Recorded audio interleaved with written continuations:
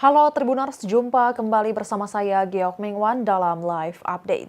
Ketua Badan Eksekutif Mahasiswa Universitas Gadjah Mada BEM UGM, Tio Ardianto mendapat serangan teror usai mengirim surat ke UNICEF terkait kasus kematian anak SD di Nusa Tenggara Timur yang tak mampu beli alat tulis.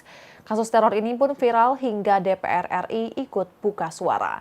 Beberapa waktu lalu, publik dibuat pilu dengan kabar seorang bocah SD di NTT yang mengakhiri hidupnya lantaran tak mampu membeli alat tulis.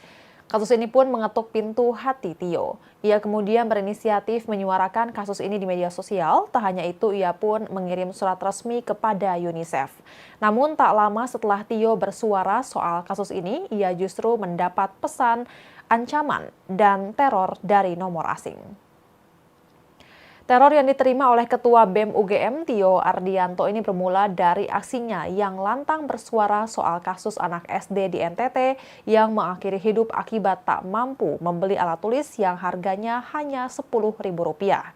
Kepada UNICEF, Tio menulis surat yang berisi keresahannya terhadap masa depan anak bangsa. Ia menulis, "What kind of world do we live when a child loses his life because he cannot afford a pen and a book?" Tio menekankan bahwa tragedi ini bukanlah nasib atau kejadian terisolasi, melainkan akibat kegagalan sistemik dan kegagalan negara melindungi warga paling rentan. Ia meminta UNICEF meningkatkan perannya di Indonesia, terutama dalam memperkuat perlindungan anak, menjamin anggaran pendidikan, dan mencegah kematian yang seharusnya bisa dihindari akibat kegagalan kebijakan. Namun, hanya berselang 4 hari setelah BEM melayangkan kritik tajam tersebut, Tio melaporkan adanya pesan WhatsApp bernada ancaman penculikan yang dikirim oleh nomor misterius dengan kode negara Inggris.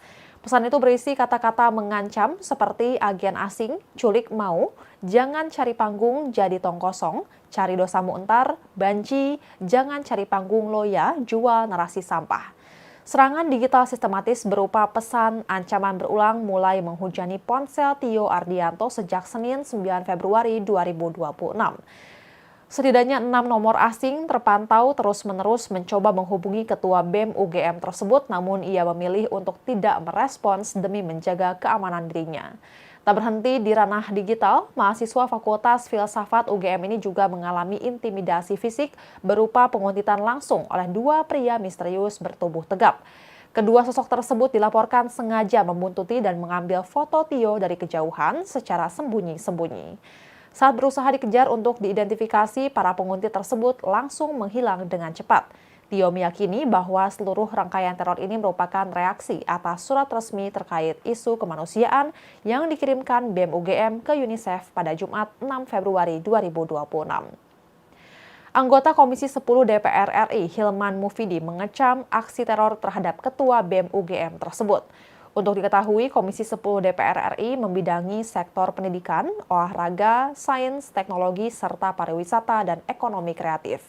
Menurut Hilman, teror yang dialami Tio merupakan bentuk pembungkaman terhadap kebebasan berpendapat yang dijamin konstitusi.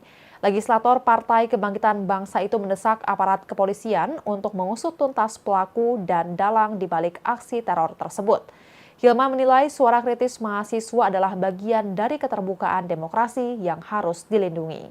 Ia pun mengingatkan seluruh pihak agar menahan diri dalam menyikapi dinamika yang berkembang, khususnya terkait tragedi bunuh diri seorang anak SD di NTT. Sementara itu, Ketua Pusat Studi Agama dan Demokrasi Universitas Islam Indonesia, Profesor Mas Duki, menilai kritik yang disampaikan Ketua BEM UGM terhadap pemerintahan Presiden Prabowo Subianto didasari oleh nurani dan kondisi bangsa. Menurutnya, tindakan yang dialami Tio Ardianto ini harusnya mendapatkan perlindungan dan pembelaan, terutama dari kampusnya.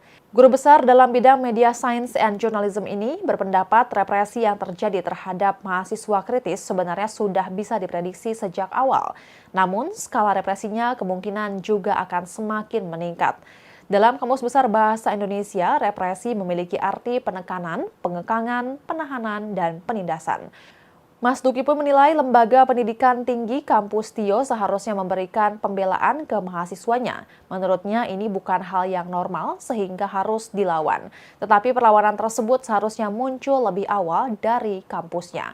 Peristiwa ini lantas diakui Mas Duki menjadi tamparan keras bagi negara yang seharusnya mencari solusi substantif dari akar permasalahan. Mas Duki menambahkan apa yang disampaikan Ketua BEM UGM seharusnya menjadi masukan positif bagi pemerintah. Ia pun mengapresiasi keberanian Ketua BEM UGM yang memberikan kritikan kepada pemerintah. Dan Tribunars, sekian live update kali ini. Saksikan berita terkini lainnya hanya di Tribun News. Saya Giok Mengwan, pamit undur diri. Sampai jumpa.